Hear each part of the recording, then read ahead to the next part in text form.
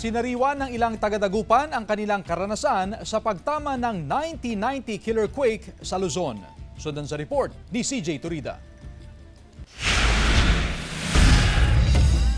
Sariwa pa sa alaala ng ilang taga-Dagupan ang tinaguriang Luzon killer quake noong July 16, 1990.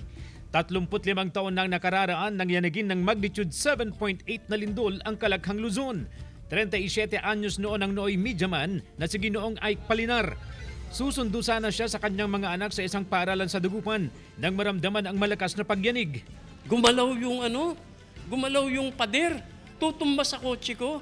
Lindol na pala. Di umalis na ako sa kotse. Tutumba naman yung poste.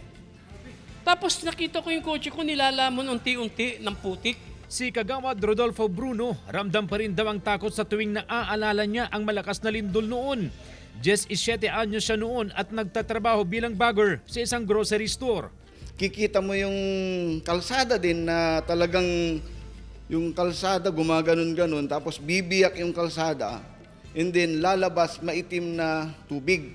Parang fountain na talagang kinakamada lang sa gilid yung mga tao na namatay doon sa sinihan. Wala raw silang magawa noon kundi magdasal. Ang nakalulungkot daw ay hindi nila nagawang tumulong sa mga sinawing palad dahil kinailangan din nilang iligtas ang sarili nilang buhay.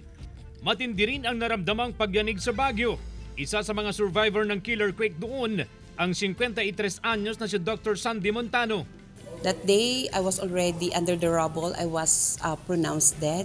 After a couple of days, there was this sniffing dog. And they keep on barking on that area. Okay, they found me. I was no pulse, no breathing. I was put with all those dead bodies in Burnham Park. 5th day of that night, it rained so hard.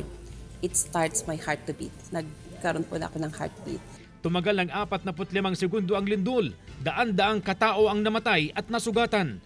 Libo-libong mga bahay ang nasira. At matapos ang mahigit 3 dekada, ano nga ba ang iniwang aral ng sakuna? Ayon sa Office of Civil Defense, mas lalo pa nilang pinaigting ang mga paghahanda laban sa sakuna. Kabilang na riyan ang regular na pagsasagawa ng earthquake drill upang mabigyan ng kaalaman sa kaligtasan ang mga mamamayan.